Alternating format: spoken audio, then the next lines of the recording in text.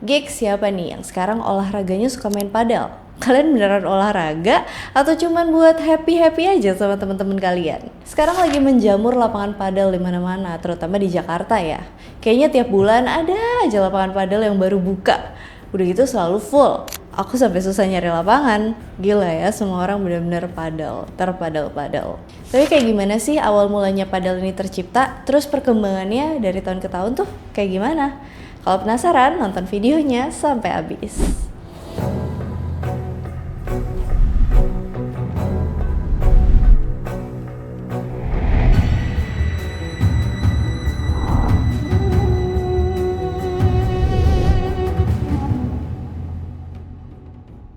Padel itu sebenarnya bukan olahraga baru banget, cuman popularitasnya aja yang baru meledak beberapa tahun terakhir. Awal sejarahnya lumayan lucu dan agak nggak sengaja. Jadi ceritanya dimulai di akhir 1960-an di Meksiko, tepatnya di Acapulco. Ada satu orang kaya raya bernama Enrique Corcuera. Dia punya rumah yang halamannya tuh cukup luas, tapi bentuknya ribet. Dia tuh pengen bikin lapangan tenis, cuman halamannya kurang pas buat ukuran tenis beneran. Jadilah dia modif-modif sendiri, bikin lapangan yang lebih kecil. Terus dia tambahin dinding-dinding di sekelilingnya, supaya bolanya tuh nggak kabur kemana-mana, apalagi ke halaman tetangga. Intinya itu adalah lapangan eksperimen, tapi dari eksperimen nyeleneh inilah padel lahir. Tapi olahraga ini nggak langsung meledak di Meksiko. Justru yang jatuh cinta banget sama padel itu temennya Enrique, seorang bangsawan Spanyol bernama Alfonso. Dia main ke rumah Enrique, nyoba, dan langsung jatuh hati. Pas balik ke Spanyol, dia bikin versi lapangan padel yang lebih rapi dan lebih bagus. Dari sinilah padel mulai dapat angin. Spanyol perlahan jadi pusat perkembangan padel dunia. Sampai hari ini juga Spanyol itu kiblatnya padel. Pemain top, pelatih top, dan kompetisi paling bergengsi itu banyak muncul dari sana. Masuk ke tahun 1970 sampai 1980-an. Padel juga merambah ke Argentina. Kalau Spanyol jadi otaknya padel, Argentina itu jiwanya padel. Orang-orang Argentina itu kayak punya bakat alami buat olahraga raket yang gesit-gesit. Dan padel nih cocok banget buat gaya main mereka. Makanya banyak pemain legenda dunia itu datangnya dari situ. Setelah itu padel mulai nyebar lagi pelan-pelan ke Eropa. Sempet sih ada masa mandek, terus boom. Sekitar tahun 2015 ke atas pertumbuhannya gila-gilaan. Banyak yang bilang ledakan padel itu mirip pertumbuhan awal pickleball di Amerika. Salah satu pemain sepak bola yang jago banget, Zlatan Ibrahimovic, malahan punya klub padel sendiri. Namanya Padel Center yang berdiri tahun 2018.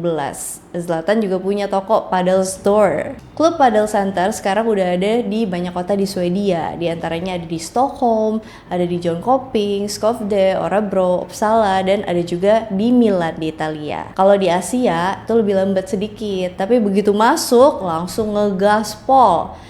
Jepang lumayan cepat nangkep boomingnya padel di Eropa. Sekitar awal 2010-an udah mulai muncul lapangan di Tokyo dan Yokohama. Selain itu ada Uni Emirat Arab yang malah jadi salah satu monster padel Asia. Sekarang Dubai itu kayak mini Spanyolnya Asia lah ya buat padel. Terus di China yang awalnya nggak terlalu peduli-peduli amat, tapi begitu lihat padel meledak di dunia, mereka langsung bangun pusat padel di Shanghai, bikin event internasional, dan sponsor gede-gede itu mulai pada masuk. Kalau di Indonesia, padel itu masuk sekitar akhir 2010-an juga sebenarnya. Padel diperkenalin sama komunitas ekspatriat dari Spanyol dan Argentina yang tinggal di Jakarta dan juga Bali. Emang udah agak lama sih padel masuk ke Indonesia, tapi viralnya tuh baru beberapa tahun terakhir ini. Tahun 2023 kemarin juga baru didirikan Perkumpulan Besar Padel Indonesia atau PBPI dan resmi menjadi anggota Federation International de Padel atau Federasi Internasional Padel. Dan sekarang padel itu jadi salah satu olahraga dengan pertumbuhan tercepat di dunia. Lapangan padel muncul di mana-mana, kayak di mall, di rooftop, gedung, bahkan di pinggir pantai juga ada. Ada juga usaha buat masukin padel ke Olimpiade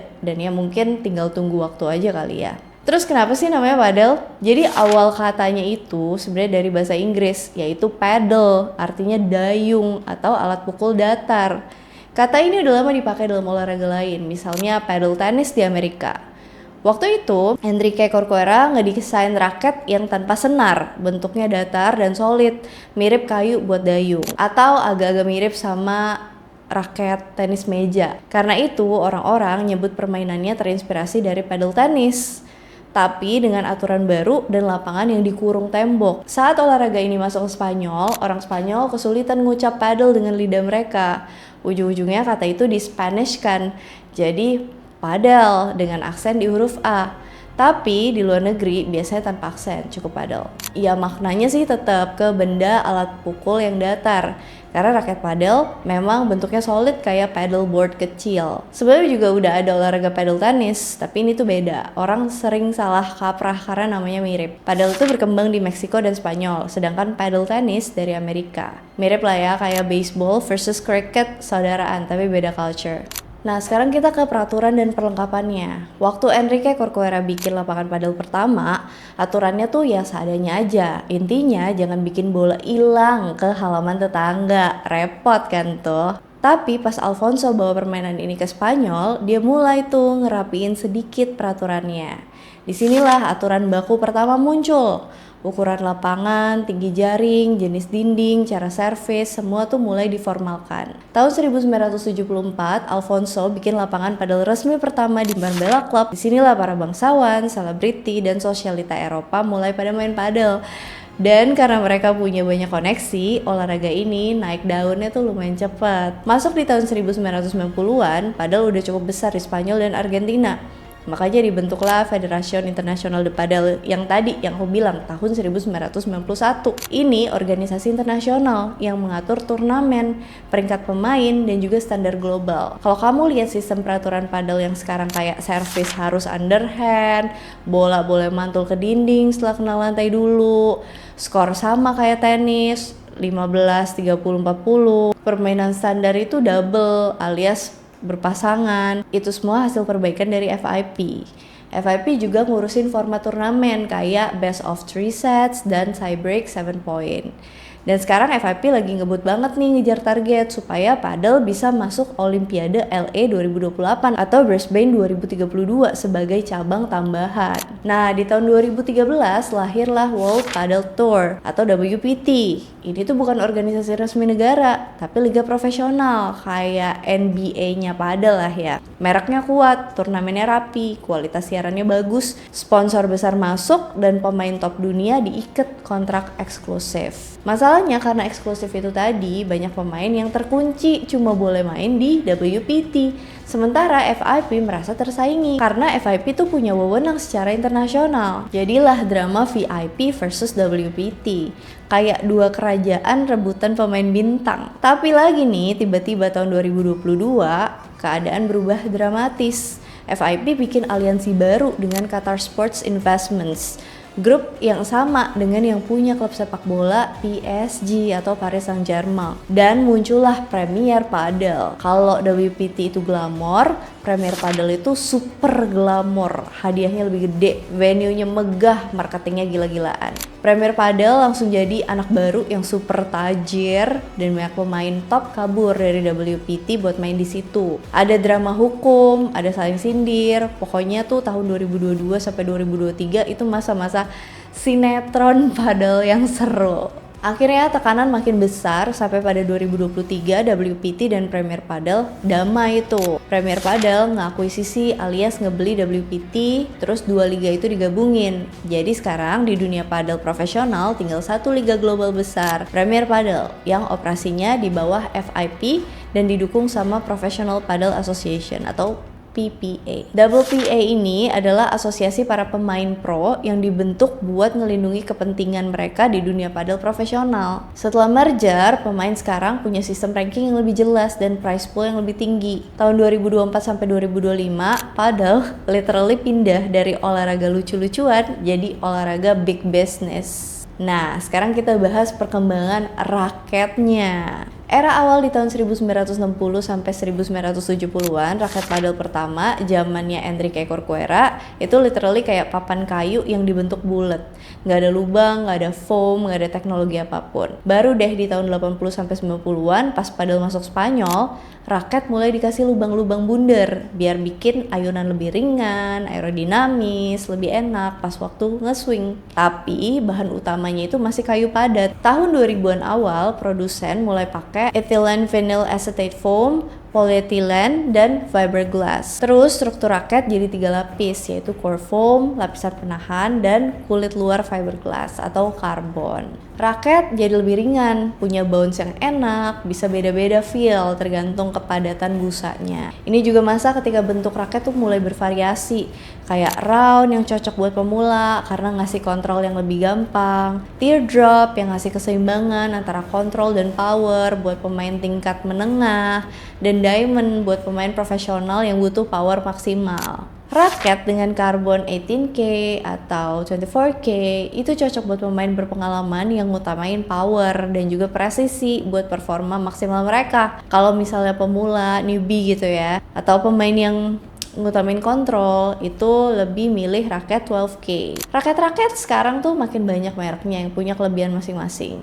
Yang pasti raket padel itu dilarang punya senar. Raket padel juga punya batas maksimal 50 lubang, lebih dari itu dilarang. Kalau bola padel di tahun 1970 sampai 90-an, orang sebenarnya tuh cuma pakai bola tenis biasa, tapi dengan tekanan yang kurang sedikit alias dikempesin sedikit. Di 2000-an FIP akhirnya bikin aturan resmi. Diameter bolanya tuh sedikit lebih kecil daripada bola tenis. Tekanannya antara 4,6 sampai 5,2 kg per cm persegi. Terus tinggi pantulan harus 135 sampai dengan 147 cm pas dijatuhin dari ketinggian 2,54 meter. Dan warna harus kuning terang atau putih. Tapi biasanya bola padel kalau terlalu baru juga nggak enak ya kata orang-orang ya. Kalau mantulnya terlalu tinggi bikin rally nggak stabil. Makanya pro player itu ganti bola setiap 7 game kayak tenis. Pas tahun 2020 sampai sekarang kepadatan karetnya tuh beda. Dilapisin bahan anti humidity biar nggak berat kalau lembab, dan ada teknologi anti peang atau anti kempes. Soalnya bola padel tuh gampang peang kalau kena kaca terlalu keras. Kalau lapangan padel itu selalu buat double, single tuh ada tapi jarang banget. Rohnya padel itu emang permainan 2 lawan 2. Ukuran lapangannya tuh 20 meter kali 10 meter. Lapangan padel otomatis lebih kecil dari tenis, tapi lebih besar dari squash. Lapangannya dibagi jadi 2 dengan net di tengahnya. Tinggi net di tengahnya itu 88 cm, sisi pinggirnya 92 cm. Dinding belakang tingginya 3 meter, biasanya dari kaca atau tembok. Di atasnya bisa ada wire mesh atau jaring kawat tambahan, jadi totalnya 4 meter. Dinding samping itu sama juga, tingginya 3 meter, biasanya dari kaca dan ditambah wire mesh jadi 4 meter atau bentuk stair step atau bertingkat-tingkat sesuai dengan aturannya FIP. Karena pada lagi booming, banyak bisnis saling sikut nih. Ada yang rebutan lokasi strategis, ada yang saling copy konsep interior, ada yang ribut karena izin lahan, ada juga yang bikin lapangan abal-abal tapi ngecasnya mahal. Di Eropa, hal-hal kayak gini tuh lumayan sering kedengeran. Kalau di Indonesia gimana? Kalian yang punya bisnis lapangan padel boleh komen di bawah. Oke, tadi itu peraturan dan perlengkapannya. Sekarang kita bahas siapa aja sih legenda padel. Nah, ini nih, kalian yang hobi pasti kalian udah riset dan kalian udah tahu banget nih. Yang pertama, ada dia. Cowok Argentina satu ini legenda hidup padel. Dia bertahan sebagai pemain nomor 1 dunia selama 16 tahun nonstop. Gila nggak tuh?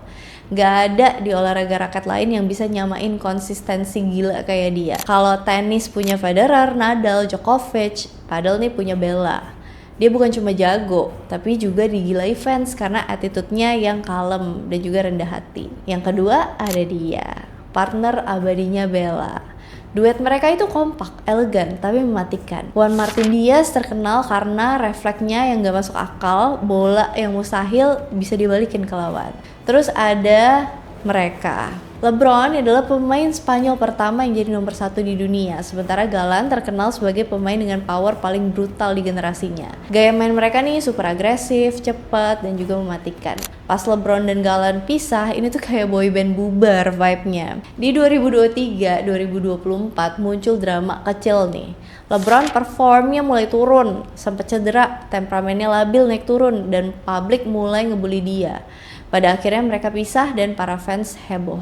Kalau pemain padel wanita juga ada yang keren. Salah satunya ada dia, mantan pemain tenis yang ranking terbaiknya pernah 47 dunia di Juli 2005. Dia pindah ke padel tahun 2015 dan langsung masuk jajaran top. Pas tahun 2019 dia udah jadi nomor 1 dunia. Ada juga dia dan dia. yang dominan banget di tour wanita. Kalau kalian punya pemain padel favorit nggak? Oke deh, sampai di sini dulu sejarah tentang padelnya. Aneh ya, tiba-tiba ngejelasin tentang padel. Ya karena memang channel ini channel sejarah, jadi aku akan membahas sejarah segala sesuatu. Seperti biasa, kalau misalnya ada yang mau di request, ada yang mau ditambahin, ada yang mau didiskusikan, ada yang mau dikoreksi. Kalau ada yang salah, komen aja di kolom komentar. Mohon maaf juga suaraku terkesan lemes karena memang lagi flu ya. I'm doing my best. Okay, thank you so much for watching. I hope you guys like it and I'll see you again on my next video. Bye. Padel itu sebenarnya bukan olahraga baru banget, cuman popularitasnya aja yang tapi begitu lihat padel meledak di dunia, mereka maaf ya,